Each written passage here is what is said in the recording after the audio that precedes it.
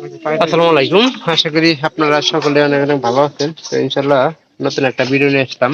তো যদি ভালো লাগে অবশ্যই সাবস্ক্রাইব করে রাখবেন এবং কি পাশে থাকা বেল আইকনটি অন করে দিবেন পরবর্তীতে এরকম নতুন নতুন ভিডিও পাওয়ার জন্য। তো আমাদের এই তৃতীয় ঘরে বাচ্চা ফুটছিল দুইটা বাচ্চার ভিতরে কিন্তু এখন বর্তমানে এই একটা বাচ্চা আছে। আবার এখানে আবার এই যে দ্বিতীয় ঘরেও একটা আছে, এর মা মারা গেছে। অবশ্যই আমরা বলছি একটু কিন্তু স্বাস্থ্য কম, কিন্তু এখানকার বাচ্চার দাম কিন্তু মোটামুটি ভালোই চলতেছে। বড় হয়ে গেলে বিক্রি করা যাবে না। তো আমরা চিন্তা করতেছি যে বাচ্চা জোড়া এক জোড়া বানায় ওটা বিক্রি করে দিব। আর এই পায়রা খালি আছে বর্তমানে 4টার মতো। আর প্রায় ঘরে আমাদের বাচ্চারা সবকিছু রাখে, কিন্তু ঘুষি টুসি দিয়া দিচ্ছে। এটাও দেখেন বই হয়েছে 4 নাম্বার ঘরে।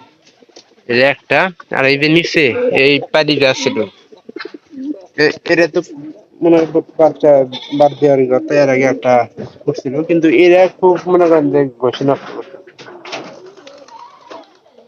এটার আমার মনে হয় কি জানেন, এটা পায়রার সমস্যা। আর এই যে ওই পাশে, এই যে এটাতে মনে করেন 100 কবুতর থাকে।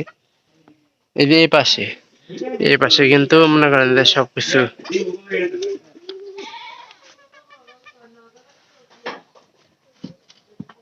দেখছেন। এইটা কিন্তু প্রায় ভালোই ডিম কিন্তু ফুটাইতেছে আমাদের কবুতরটা। কেলা, এটা বাচ্চা মানে ডিম দিয়ে দিচ্ছে।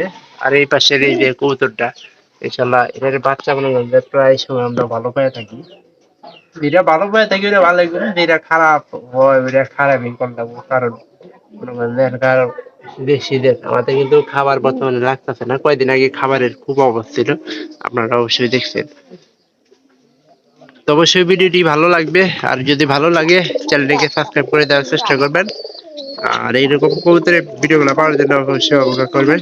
পরবর্তীতে তৈরি করবো এরকম নতুন নতুন কবুতরের ব্লগ ভিডিও। সকালবেলা যেহেতু বন্ধে মনে করেন যে এখানকার ধান কাটা লাগছে, বাড়িতে খাবারের অভাবটা খুব কম। সবাই ভালো থাকেন, ধন্যবাদ সবাইকে।